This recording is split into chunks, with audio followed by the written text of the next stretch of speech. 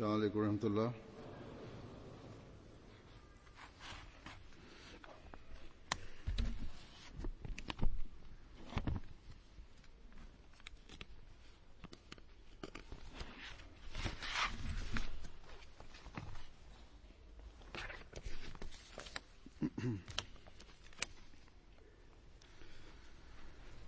أشهد أن لا إله إلا الله وحده لا شريك له وأشهد أن محمدا عبده ورسوله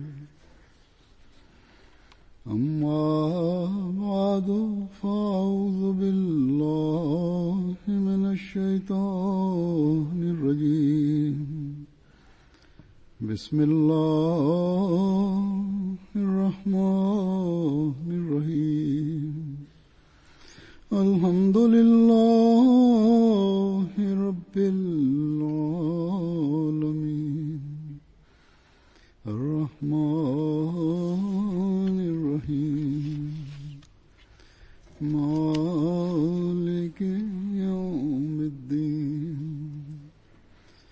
إياك نعبد وإياك نستعين اهدنا الصراط المستقيم صراط الذين أنعمت عليهم غير المغضوب عليهم ولا الضالين.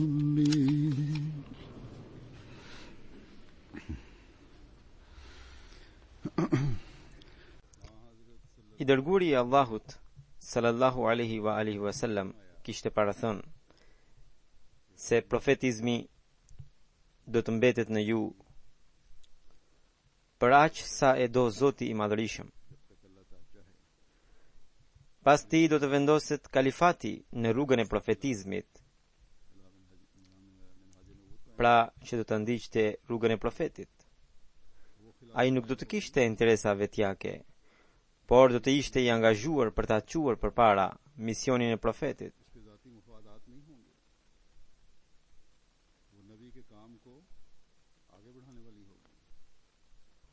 Por profeti sallallahu alajhi wasallam tha, pas një kohe të caktuar, ky kalifat, që u quajt kalifati i drejtë, siç tha profeti sallallahu alajhi wasallam, do të ndërprite. Pas largimit të këtij bekimi, do të vendose mbretëria, e cila do të shtrëngonte njerëzit, dhe më pas do të vinte një mbretëri tjetër akoma më e dhunshme.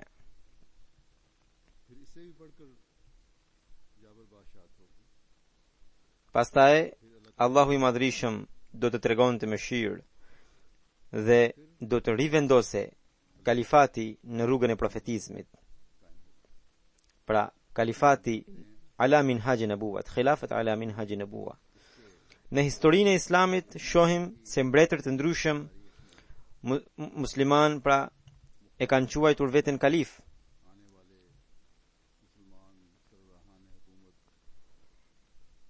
Ata thoshin se pozita e tyre ishte e njëjtë me pozitën që ka një kalif.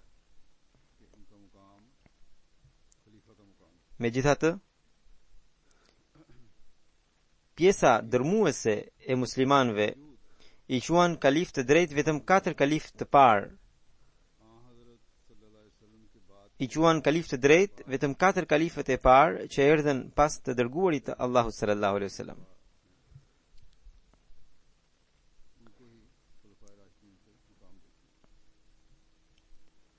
Vetëm periudha e këtyre 4 kalifëve njihet si periudha e kalifëve të drejtë.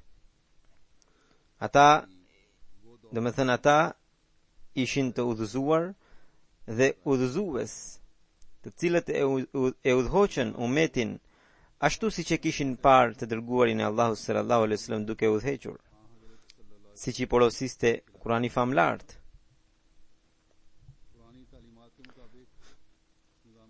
Kalifati i tyre nuk ishte mbretëri që merrnin me trashëgimi, por Zoti i Madhërisëm përmes xhamatit të besimtarve i dha petkun e kalifatit. Përveç këtyre 4 kalifëve,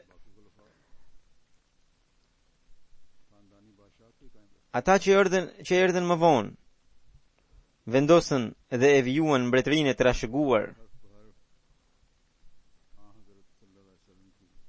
Dhe kështu, profecia e të dërguarit të Allahu sallallahu alaihi wasallam u përmbush fjalë për fjalë.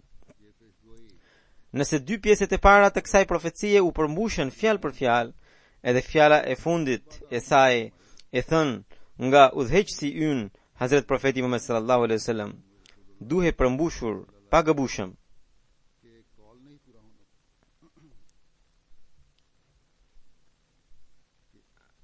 Në këtë kohë tepër materialiste dhe rënjeje të muslimanëve, ishte e pazëvendësueshme që Zoti i Madhërisëm, i cili e ka dërguar profetin Muhammed sallallahu alaihi wasallam me një shariat që do të qëndrojë deri në kiamet, të shfaqte mëshirën e tij e të vendoste edhe një herë kalifatin në rrugën e profetizmit.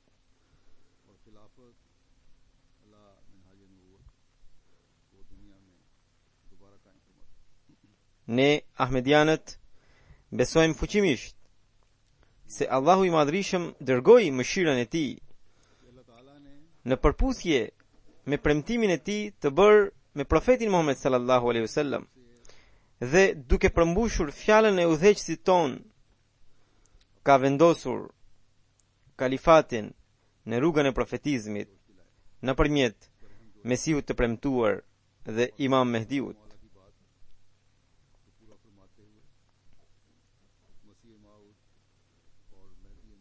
Prandaj Mesihu premtuar është profet brenda ummetit nga njëra anë dhe nga ana tjetër ai gëzon pozitën për të qenë vula e kalifëve.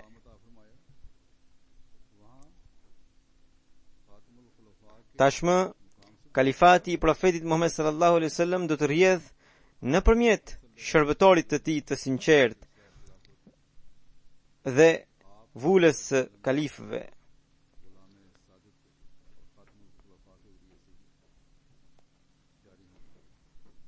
Prandaj jemi fatlum sepse bëjmë pjesë ndër ata që gëzuan këtë sihariq të profetit Muhammed sallallahu alaihi wasallam, duke sqaruar ajetin e sures El Juma që thot, pra i dërguari Allahu sallallahu alaihi wasallam thot, në fakt, duke sqaruar ajetin e sures El Juma, i cili është ai do t'ua dërgojë edhe të tjerëve që ende nuk u janë bashkuar, profeti Muhammed sallallahu alaihi wasallam thot, profeti Muhammed sallallahu alaihi wasallam i bashkoi të parët me të fundit. Jemi fatlum që Zoti na bëri të bëjmë pjesë pikërisht në këtë grup. Jemi fatlum që Zoti na bëri ta pranojmë atë të dashur të profetit Muhammed sallallahu alaihi wasallam, për të cilin profeti Muhammed sallallahu alaihi wasallam kishte thënë se do ta sillte besimin edhe një herë nga ylli Thuraya e ta rivendoste në tokë.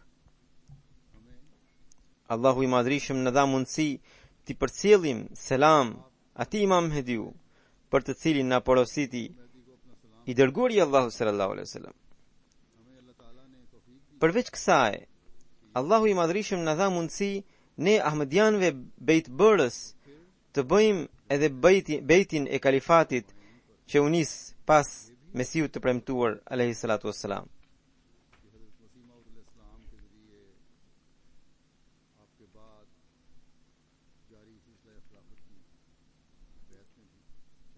Të gjitha këto bekime të Zotit të Madhërisëm i kërkojnë çdo Ahmediani t'i tregohet mirënjohës Zotit e të sjellë ndryshimet në jetën e tij që duhet t'i kenë besimtarët e këtij të dërguarit të Zotit të Madhërisëm.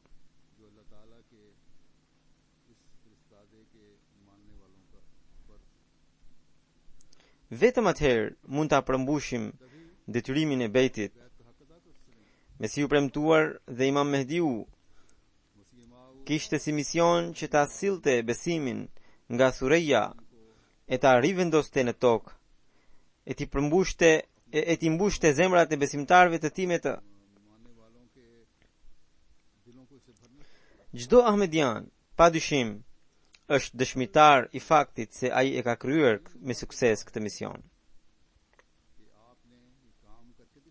Por kjo vendosje e besimit nuk ishte e kufizuar vetëm gjatë jetës së tij, ose vetëm gjatë disa dekadash.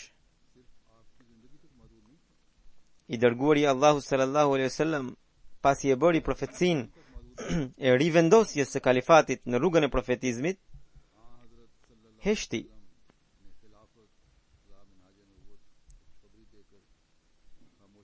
kjo do të thoshte se ai besim do të vendose e do të vijonte të përhape në mbar botën deri në ditën e Kiametit. Kështu, gjithë ata që e konsiderojnë veten në bejtin e Mesiut premtuar alayhis salam, e kanë për detyrë ta mbajnë këtë besim në zemër e të tregohen të qëndrueshëm në të.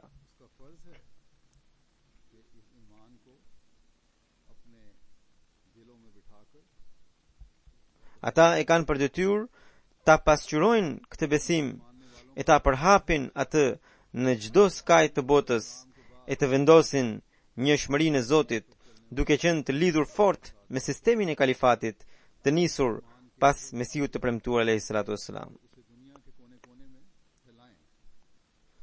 Për ta përmbushur pikërisht këtë detyrë, Zoti i Madhrishëm kishte dërguar udhëheqësin ton Hazret Profetin Muhammed sallallahu alaihi wasallam. Dhe më pas kishte dërguar edhe shërbëtorin e tij të sinqert, Hazret Mesihun e premtuar alayhis salam. Dhe edhe i dërguari Allahu sallallahu alaihi wasallam kishte parashikuar vazhdimsinë e kalifatit që të përmbushe po e njëjta detyrë.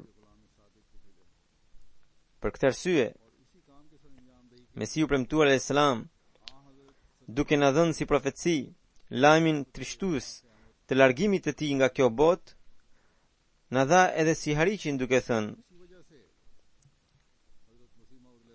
përderisa praktika e Zotit kështu ka qenë që nga fillimi që ai të shfaq, pra Zoti të shfaq dy fuqi të madhështisë së tij në mënyrë që të shkatërroje dy gëzime të rreme kundërshtarëve, atëherë nuk është e mundur që edhe kësaj radhe Zoti ta ndryshojë këtë praktikë të vjetër.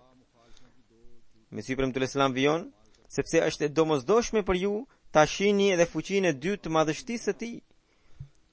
Ardhja e saj është më e mirë për ju, sepse ajo do të jetë e përhershme dhe nuk do të përfundojë deri në ditën e gjykimit.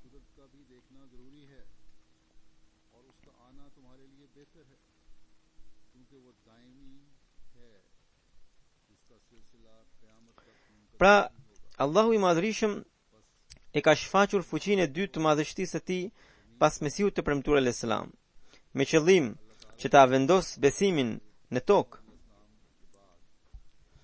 Zoti i Madhrishëm nuk e do që kundërshtarët e fesë së tij të gëzohen duke menduar se ajo u zhduk nga bota. Zoti i Madhrishëm nuk e do që shejtani ta trumbetojë gëzimin e tij. Zoti i Madhrishëm do t'i shkatërrojë gëzimet e rreme të kundërshtarëve dhe për ta vendosur besimin, ai do ta mbajë të vendosur sistemin e kalifatit të nisur pas Hazret Mesiut të premtuar alayhis salam.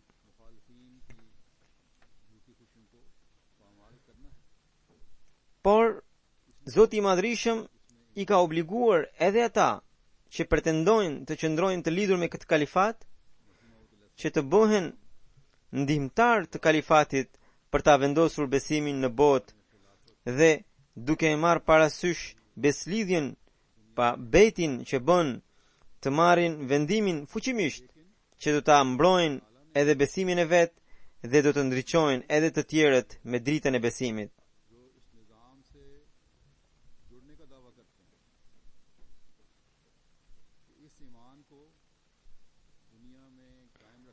Ashtu siç ka thënë Hazret Mesiu i premtuar alayhis salam, që është praktika e hershme e Zotit të Madhrishëm që ai të shfaq dy fuqi të madhështisë së tij. Ne të gjithë e dimë se kjo shfaqje e dytë e madhështisë së tij është sistemi i kalifatit. Prandaj, sistemi i kalifatit ka një lidhje të ngushtë me përparimin e fesë dhe ai është një pjesë e rëndësishme e shariatit të Islamit.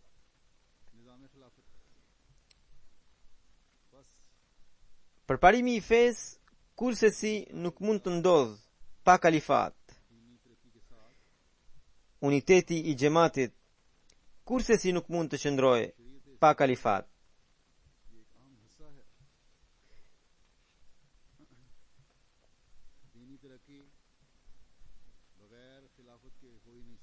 Me bekimin e Zotit, çdo kush nga ne që është i lidhur me kalifatin e di shumë mirë faktin se vazhdimësia e kalifatit në xhamat është pjesë përbërëse e besimit. Këtë e dinin edhe ata, të cilët ju përgjigjen me mohim nga trestarve që ngriten krye pas vdekjes së Hazret Kalifit të parë të Mesiut të premtuar, radhiyallahu anhu.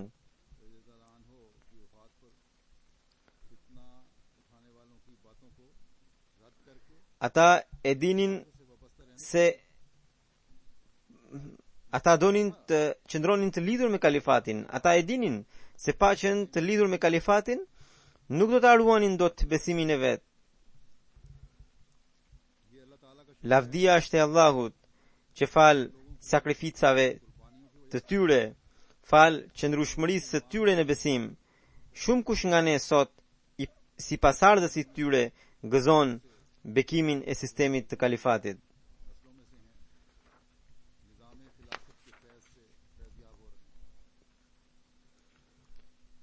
Në këtë kuadër, ai që është përpjekur më së shumti ka qenë Hazret Kalifi i dytë i Mesiut të premtuar radhiyallahu anhu.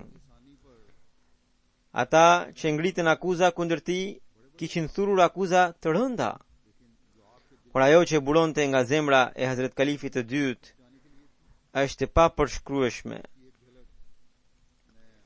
Do të doja t'ju tregoj ndjenjat e tij me fjalët e vet atij. Kjo është pjesë e historisë së xhamatit. Dhe për të mbrojtur nga ngatresat, na duhet t'i referohemi edhe historisë. Edhe kjo është një mjet i forcimit dhe i qëndrueshmërisë së besimit ton.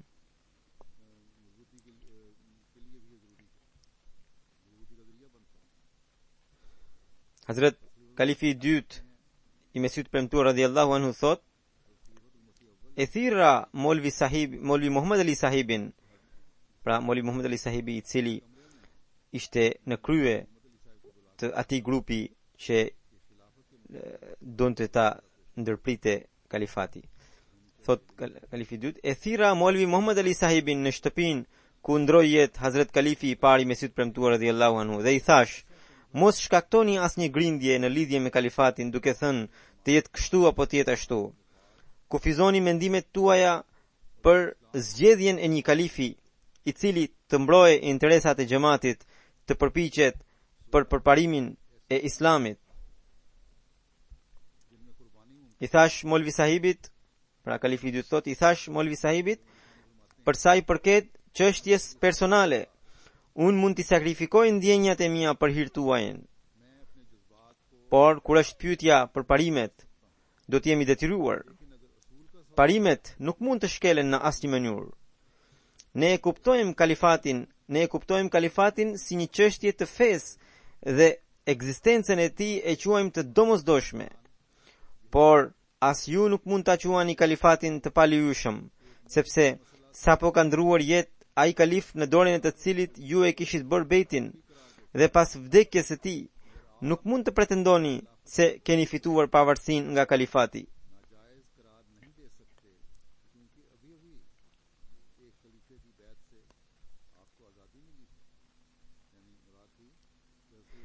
Domethënë ata kishin bërë bejt në dorën e kalifit të parë pas vdekjes së Mesiut të premtuar alayhi salatu selam. Edhe Kalifi i dytë Këtë i thot Molvi Muhammad Ali Sahibit që ju nuk mund ta quani dot kalifatin të palejueshëm, sepse ju keni qenë të lidhur me kalifin e parë dhe keni bërë bejt në dorën e tij. Kalifi i dytë vijon: për 6 vjet me radhë keni qenë të lidhur me kalifatin duke bërë beslidhjen me të. Diçka që juve ju ishte lejuar për 6 vjet nuk mund t'ju bëhet e ndaluar në të ardhmen. Aq më tepër, ajo të cilën na e porosit Allahu i Madhrishëm, kurse si nuk mund të na bëhet e ndaluar.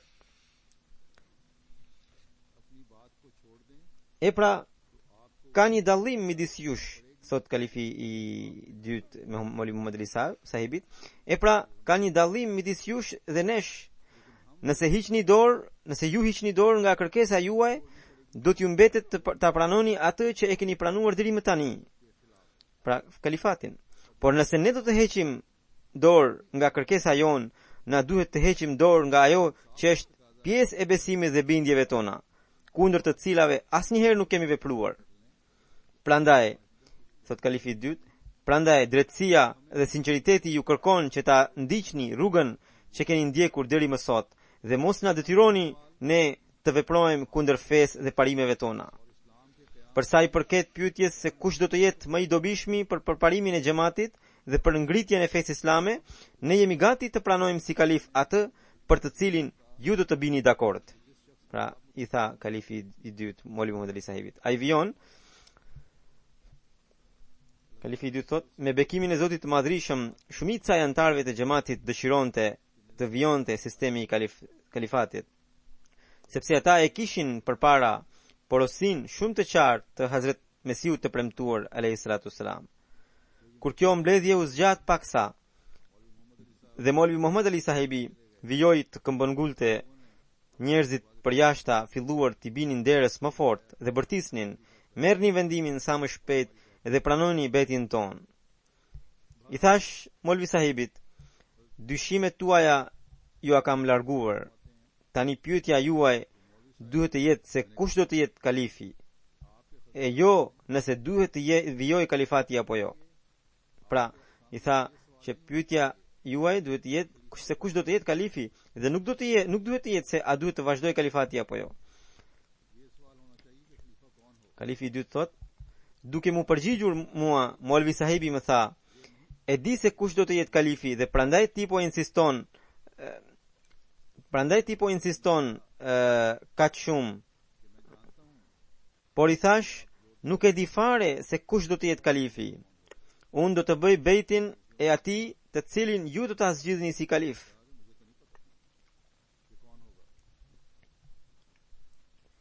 Mbështetësit e kalifatit kalifi dy thot: mbështetësit e kalifatit do të më dëgjojnë mua dhe nuk do të bëhet asnjë kundërshtim. Por Molvi Sahibi as nuk më dëgjoi e as nuk kishte për të më dëgjuar.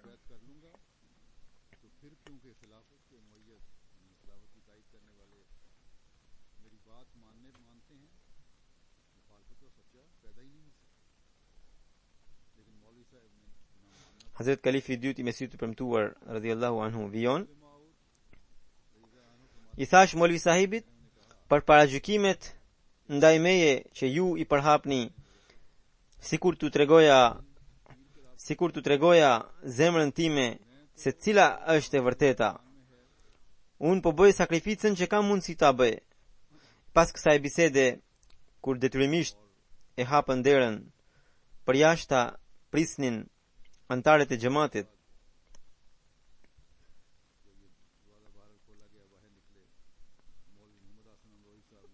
Molvi Muhammad Hasan Amrohi Sahibi propozoi emrin e Hazret Mirza Bashiruddin Mahmudit, pra të kalifit të dytë, dhe antarët e xhamatit e detyruan atë t'ua pranonte bejtin. Ai u tha: unë nuk mbaj mend as fjalët e bejtit. Molvi Hasan Sahibi tha se nuk ka problem, unë do t'i lexoj për ju.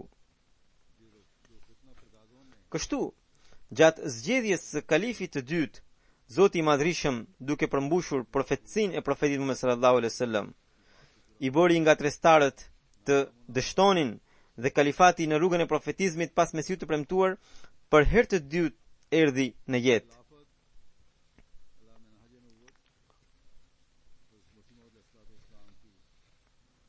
ata që ju larguan kalifatit ishin dietar të mëdhenj, edhe të fesë, edhe të shkencave të tjera.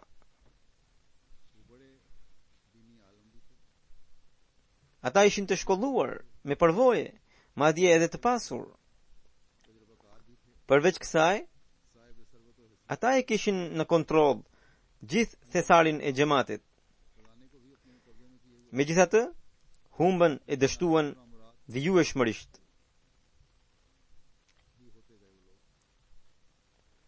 Pas zgjedhjes së kalifit të dytë, Moli Muhammed Ali Sahibi, jo vetëm që u largua nga Kadiani, por me bashkëmendimtarët e tij nuk reshti së thururi planet për ta zhbërë sistemin e kalifatit, por gjithmonë disfata ka qenë në fatin e tyre.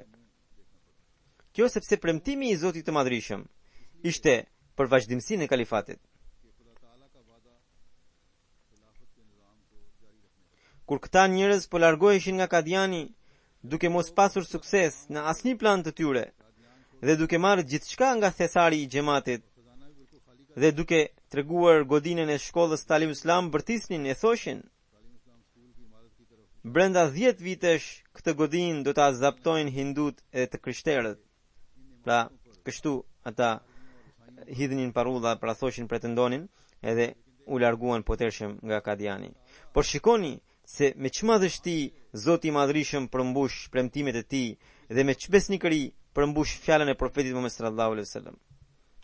Ai jo vetëm që solli në jetë si hariqin që dha Hazrat Mesiu premtuar alayhis salam, por edhe sot e gjithë ditën po e realizon me një madhështi të re. Të larguarit parashikonin se brenda 10 vitesh Kadianin do ta pushtonin hindut dhe të krishterët. Por jo vetëm që kaluan 10 vite, por dekada me radhë, dhe sot bëhen plot 101 vjet. Kadiani vazhdoi të lullzonte, edhe në kohët më të vështira si ajo e ndarjes së Indisë dhe Pakistanit, kur shumica e anëtarëve të xhamatit u detyruan të largoheshin nga Kadiani, edhe vetëm ca qindra burra kishin mbetur që u quajtën dervish për mbrojtjen e Kadianit.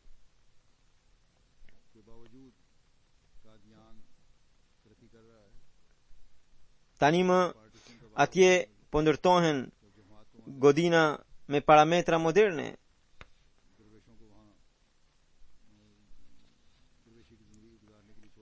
Ata, pra, kundërshtarët e kalifatit parashikonin zaptimin e huaj në Kadian, pra zaptimin e huaj mbi një shkollë të Kadianit, kurse tani në Kadian po ndërtohen shkolla që kanë vlerë miliona rupi. Edhe përpjekjet në fushën e tabligut gjithashtu janë zgjeruar mjaft me bekimin e Zotit.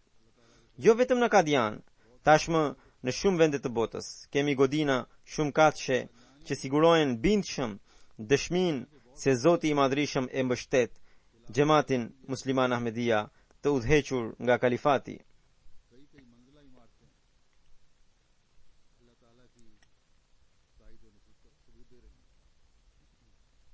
Tani njerëzit e çdo feje të botës po merr mesazhin e Islamit të vërtet prej Islam Ahmediatit.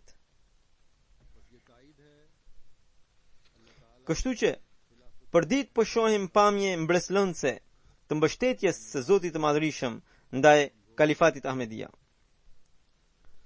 Edhe Gjermania nuk ka mbetur jashtë atyre bekimeve që Zoti i Madhrishëm po ju asiguron besimtarve që janë të lidhur me kalifatin Ahmedia. Vetëm para pak ditësh, 2 organizata ndihmëse të xhamatit të Gjermanisë, konkretisht organizata e Ansarullahut pra të mushuarve dhe organizata e Lejna Imaillah, domethënë e grave ahmediane, bashkërisht kanë blerë një godinë 5 katëshe që kushtoi 1.7 milion euro. Thesari që kundërshtarët e kalifatit Ahmedia kishin lënë në Kadian nuk kishte asnjë lek, dhe ata ikën potershëm duke thënë se do ta shikonin se si do t'u ecte xhamati ahmedianëve. Pikërisht ata ahmedian që qëndruan të lidhur me kalifatin Ahmedia kanë përparuar. Pra, por ata Ahmedian që qëndruan të lidhur me kalifatin kanë përparuar kaq shumë sa që 2 organizata ndihmëse të tyre të një shteti të vetëm blen godinën 5 katëshe duke shpenzuar miliona rupi. Çfarë tjetër mund të quhet kjo nëse nuk doni ta quani bekim dhe ndihmë të Zotit të lartësuar me kalifatin Ahmedia? Kurse ata që u ndan nga kalifati Ahmedia u shkatruan rrënjësisht. Të sinqertët prej tyre kur i thërrasin arsyes vijojnë të futen në xhamatin Ahmedia të qëndruar nën flamurin e kalifatit.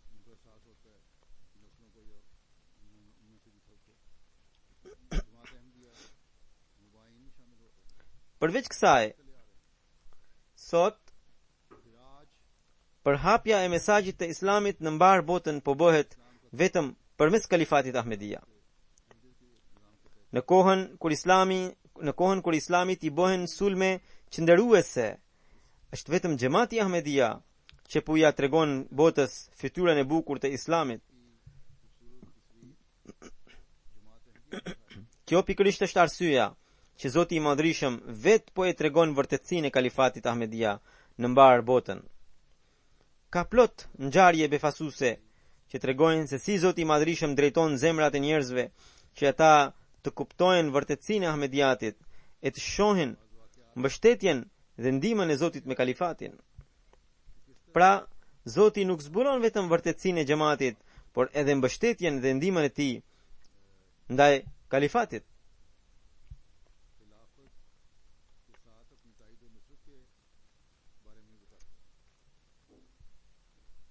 Dhe në këtë mënyrë, të sinqertet po vinë drejt xhamatit. 2-3 ngjarje do t'i tregoj këtu. Niger është një shtet i Afrikës. Misionarët i shteti më shkruan se ata kishin organizuar një trajnim për Ahmedianët e ri të posaçëruar.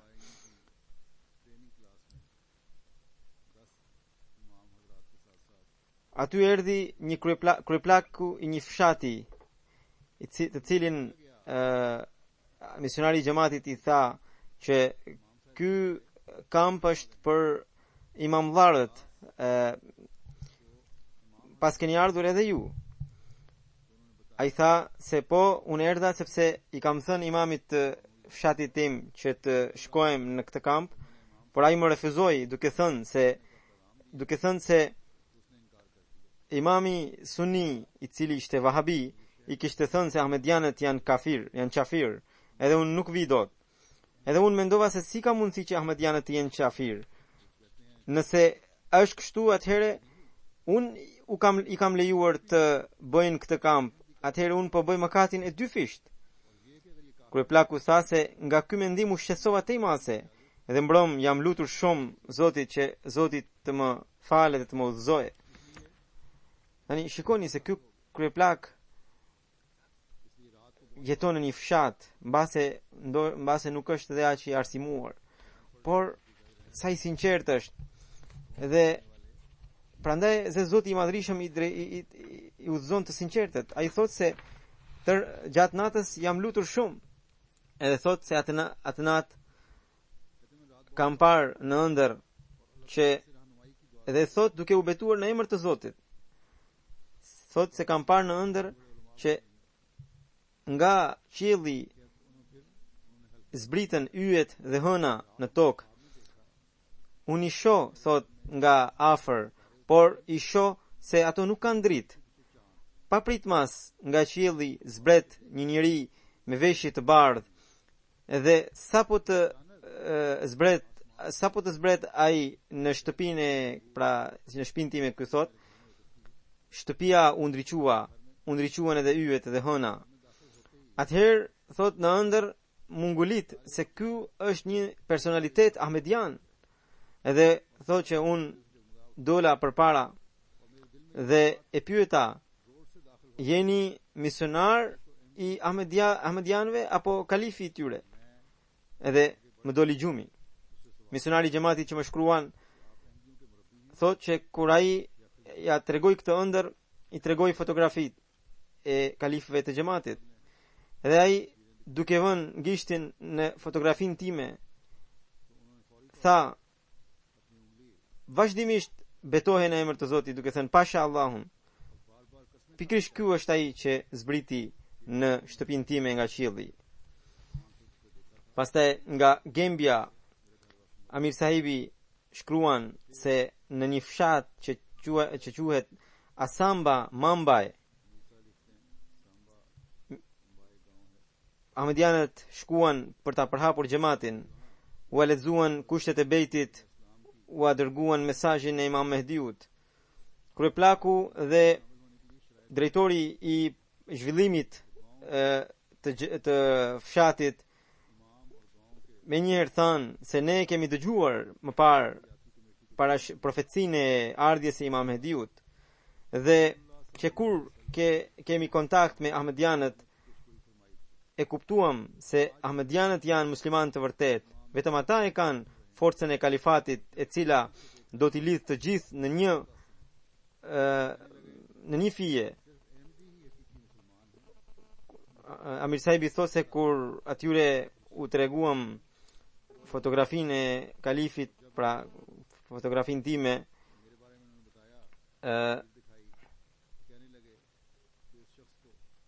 ata thanë se këtë person e shohim për ditë në televizion. Dhe aty 350 njerëz u antarësuan në xhamat. Atyre Amir Sahibi thotë që atyre u kanë dhënë përkthimin e Kuranit në 3 gjuhë të ndryshme që janë gjuhët vendase. Ata u befasuan edhe thanë se kjo është pikërisht shërbimi më i vyer që po bën xhamati Ahmedia, ndërsa të tjerët po merren vetëm me grindjet edhe ngatresat. Edhe u zotuan që do të tregohen të qëndrueshëm në xhamatin Ahmedia. Pastaj edhe gjatë një ngjarje tjetër që ndodhi gjatë këtij turneu, pra në turneun e Gjermanisë, gjatë parurimit të xhamisë së Hanaut të Gjermanisë, ku ndër të pranishmit ishin plot gjerman, politikan, biznesmen, arsimtar dhe profesionistë të tjerë, burra e gra. Shumë prej tyre patën mundësinë të tregonin për shtypjet e tyre. Këtu citoj një zonjë që tregoi mbresat e saj me këto fjalë. Thot, unë njoh shumë Ahmedian dhe mendoja se e di shumë për Ahmediatin. Por pasi e dëgjova kalifin tuaj, mbresat e mia kanë marrë një tjetër ngjyrë. Tani e kuptova, thot ajo, realitetin e Islamit që tashmë më është rënjosur në zemër. Pra, këto janë bekimet e Zotit të Madhërisëm që janë të lidhur me kalifatin. Për sa më përket mua, jam një njeri pa aftë. Unë e di gjendjen time. Unë nuk kam asnjë vlerë, por Allahu i Madhërisëm ka bërë premtimin se do ta mbështes dhe do ta ndihmoj kalifatin, dhe Allahu i Madhërisëm padyshim që i mban premtimet. Ai gjithmonë e ka mbështetur dhe ndihmuar kalifatin, dhe edhe në të ardhmen do ta ndihmoj atë inshallah taala. Siç e tha edhe Hazrat Mesiu premtuar al-Islam, që këtë fuqinë e dytë të madhështisë së tij e ka shfaqur vetë Zoti, dhe ne vazhdimisht po shohim mbështetjen e tij me të. Kështu, ata që do të kenë besimin të fortë, do të vazhdojnë të shohin shenjat dhe ndihmën e Zotit.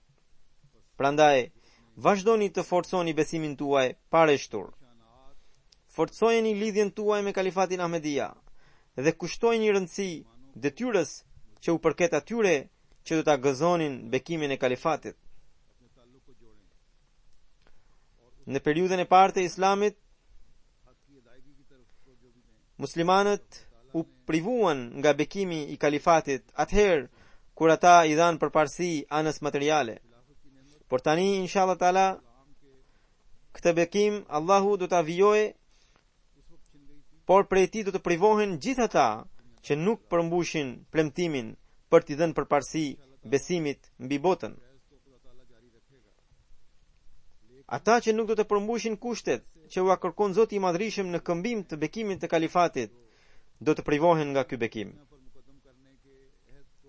Allahu i Madhrishëm ka premtuar se përmes kalifatit vetëm atyre do t'ua kthej frikën në paqe, të cilët do ta përmbushin detyrimin e tyre që kanë ndaj Allahut. Detyrimi i parë ndaj tij është ai që tregon detyrimi i parë ndaj tij është ai që tregon ajeti ya'budunani, do të thënë ata do të më adhurojnë mua. Pra Allahu thot ata të cilët do të jenë ndjekës të kalifatit do të më adhurojnë mua. Pra Hazuri thot, pra nëse doni të përfitoni nga bekimi i kalifatit, përmbusheni detyrën e adhurimit ndaj Allahut të Madhrishëm. Ruajini namazet tuaja të 5 vakteve dhe kushtojini rëndësi kryerjes së tyre në mënyrën sa më të mirë. Më pas Allahu tha: la yushrikuna bi shay'a, ata nuk do të shoqërojnë askënd me mua. Në këtë botë, sidomos në këto vende të zhvilluara ku materializmi po pushton çdo kënd, ku preferencat e njerëzve janë vetëm gjërat materiale, disa nga besimtarët nganjëherë u japin përparësi preferencave materiale mbi porositë e Zotit të Madhrishëm. Për të fituar luksin e kësaj bote, përdorin gënjeshtra, edhe ky është një lloj shirku. Njerëzit e tillë nuk mund të bekohen nga kalifati siç duhet. Pra njerëzit e tillë nuk mund të bekohen nga kalifati siç duhet. Dikush nga Gjermania më shkroi se ai kishte një shok në tabligh, i cili u bind në të gjitha çështjet e xhamatit dhe u bind edhe në vërtetësinë e Mesiut të premtuar e Islam. Kur Ahmediani në fjalë i tha shokut të bënte hapin e bejtit e të antarsohen e xhamat, ai tha se njihte shumë Ahmedian që ishin në rrethin e tij, të cilët vjedhin taksat e shtetit, gënjejnë dhe janë të përfshirë edhe në punë të tjera të papëlqyeshme. Ai tha se ai vet nuk i bën punë të tilla. Tha, unë paguaj edhe taksat, vozis taksi dhe nuk mbaj asgjë për vete në mënyrë të gënjeshtërt. E si do t'u bashkohem Ahmedianëve të tillë? Jam më mirë se ata, edhe pse i besoj të gjitha bindjet tuaja. Tani, përfundimi i nxjerr nga ky njeri është i gabuar, sepse ai do të jetë fajtor. Pse nuk e pranoi porosinë e Allahut dhe të dërguarit të tij? Allahu i Madhrishëm do t'i kërkojë llogari atij se për sa kohë i ishte bërë e qartë e vërteta pse e refuzoi porosinë e Zotit, vetëm duke parë disa njerëz që vepronin në mënyrë të padenjë. Megjithatë, pavarësisht nga ky fakt që sapo thash, edhe ahmedianët e tillë që veprojnë në mënyrë të padenjë po bëjnë mëkatin e dyfisht. Edhe vetë po mbeten të privuar nga bekimet e Allahut të lartësuar dhe po i privojnë edhe të tjerët nga ato. Për të tillët, Mesiu premtuar al-Islam kishte thënë, janë njerëz që tregojnë përkatësinë e tyre me ne, vetëm që të na njollosin.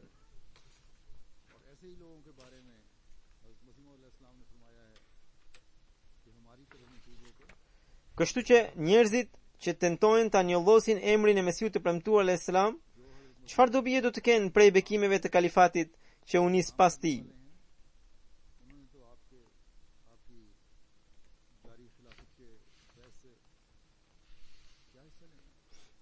Gjithashtu, dua të them edhe përgjegjësve që shërbejnë në xhamat se ky bekim e bereqet që po shikoni në punën tuaj, ose kjo mundësi që Zoti po ju jep juve për t'i shërbyer, është vetëm e vetëm për shkak të lidhjes suaj me kalifatin. Puna e tij që është kuput nga kalifati nuk do të ketë asnjë qindark vlere. Nëse ndokush, duke parë rezultate të mira të punëve të tij, mendon se janë fal dijes, mendjes ose përpjekjeve të tija, ai vetëm ëndron. Punët e fesë nuk do të kenë asnjë grim bekimi nëse bëhen duke u ndarë nga kalifati. Siç u kam treguar se ata që ju ndan kalifatit e pan rezultatin e tyre. Ditë për ditë ata po vinë duke u paksuar. Qendra e tyre po vjen duke u shpërbër. Sistemi i tyre po bëhet gjithnjë e më e pambështetur.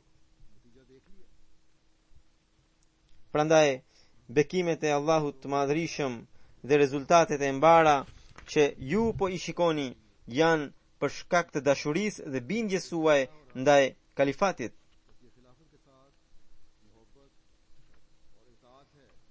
Sepse ky është sistemi i vendosur prej Allahut të Madhërisëm dhe për këtë arsye, çdo punë që bëhet për ta ngritur fenë e tij, Zoti e ka lidhur me kalifatin. Pra, nëse ndonjë përgjegjës ushqen sado pak vetpëlqim në zemrën e tij, duhet i kërkojë falje Zotit.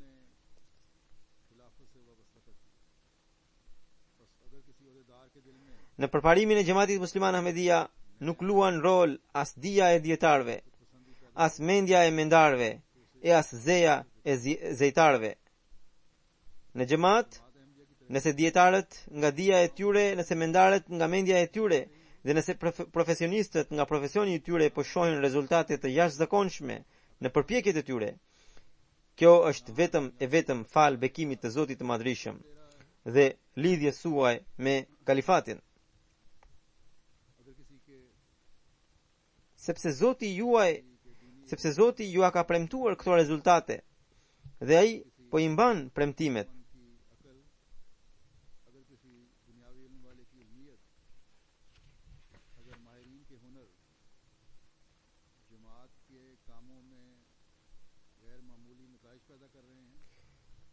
Dija, mendja dhe profesioni në punët e botës padyshim që hynë në punë.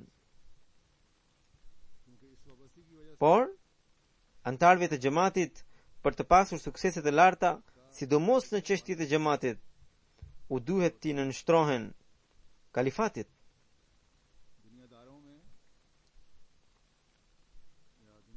Në të njëjtën mënyrë, edhe dietarët e kanë për detyrë t'u forcojnë lidhjen me kalifatin atyre që janë të antarësuar të rinë në xhamat, qofshin të rinë apo fëmijë.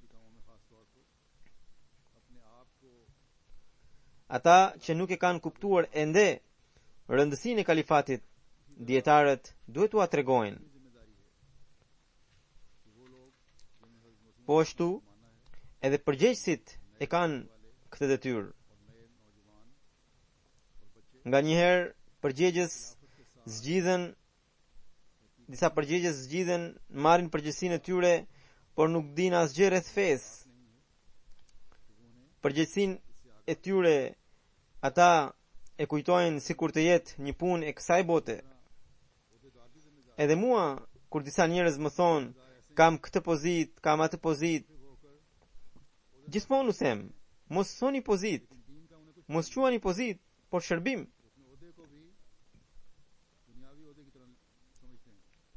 Nëse juve ju është dhënë mundësia për të shërbyer fesë, zgjerojeni edhe dijen tuaj rreth fesë, shtojeni edhe sinqeritetin, forcojeni edhe besnikërinë, shtojeni edhe takuan dhe forcojeni edhe lidhjen tuaj me kalifatin. Ka edhe përgjegjës të tillë, të cilët bëjnë çdo përpjekje për ta projektuar veten e tyre, rëndësinë e tyre, duke thënë se janë ata përgjegjës, kurse për kalifatin kujtojnë se u mjafton të festojnë një herë në vit ditën e kalifatit dhe kaq. Ju kam thënë edhe më përpara, duke ju referuar Hazrat Kalifit të dytë radhiyallahu anhu, se rëndësia që duhet t'ia jepni kalifatit nuk është duke dhënë akoma.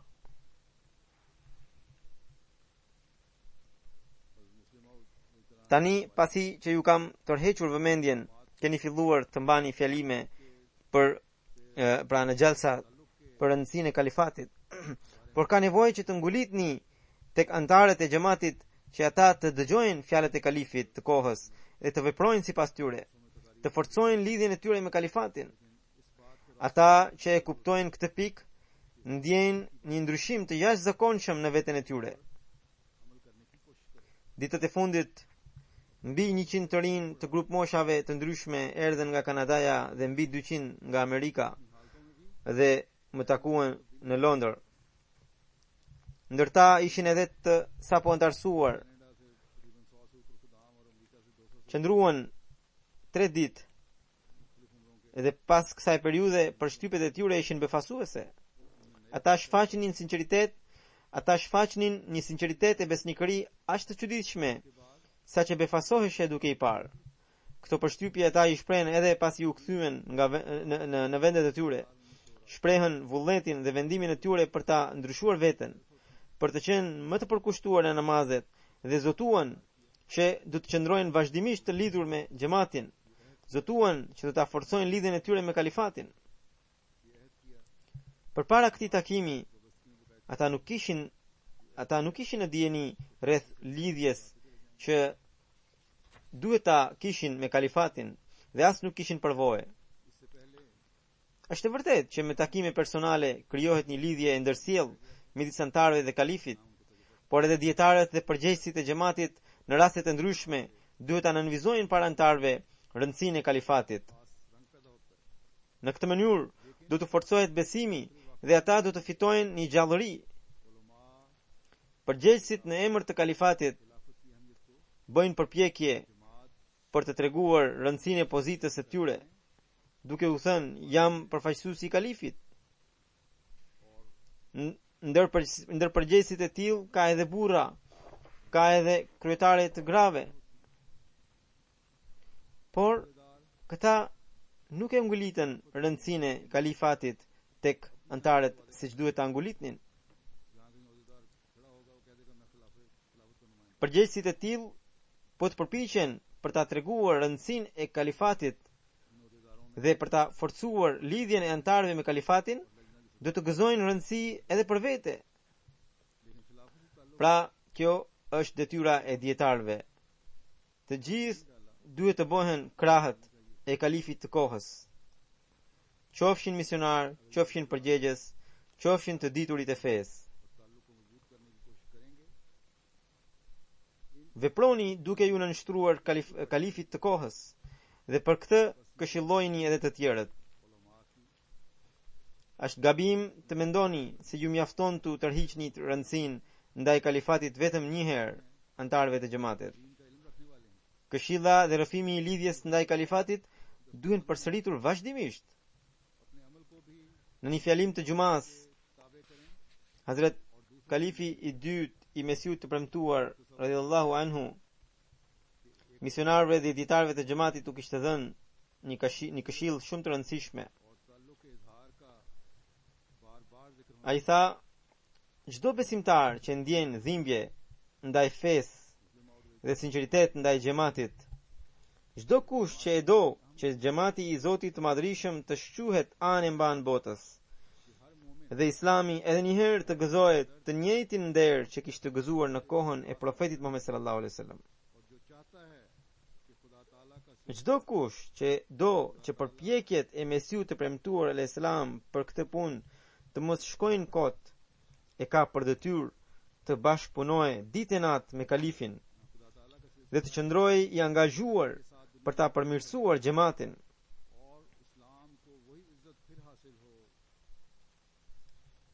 Kalifi i dytë vijon në përdasma në disa vende ka traditë që të ftuarve u hedhin ca karamele me fruta të thata dhe të ftuarit hapin krahët për t'i marrë ato. Edhe kalifi kur u thot diçka antarëve të xhamatit për edukimin e tyre, në këtë mënyrë ata duhet ta pranojnë fjalën e tij dhe ta përsërisin para antarëve të xhamatit aq shumë saqë edhe njeriu më i dobët nga mendja ta kuptojë atë dhe të fillojë të praktikojë fen në mënyrën më të mirë.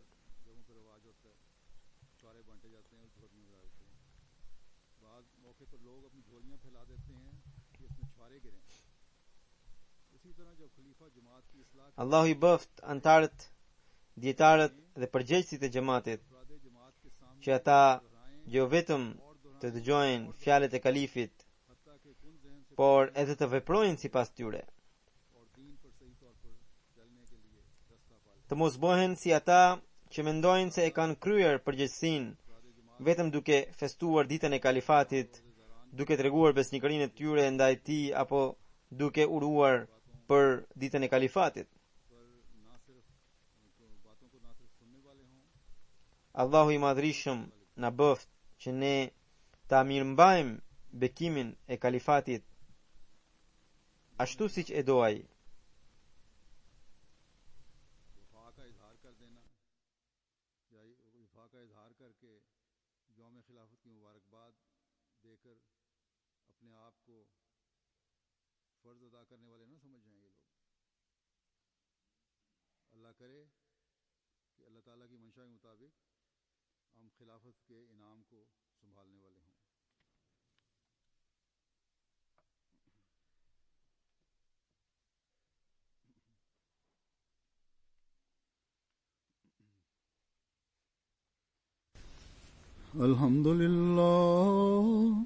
الحمد لله نحمده ونستعينه ونستغفره ونؤمن به ونتوكل عليه ونعوذ بالله من شرور أنفسنا ومن سيئات أعمالنا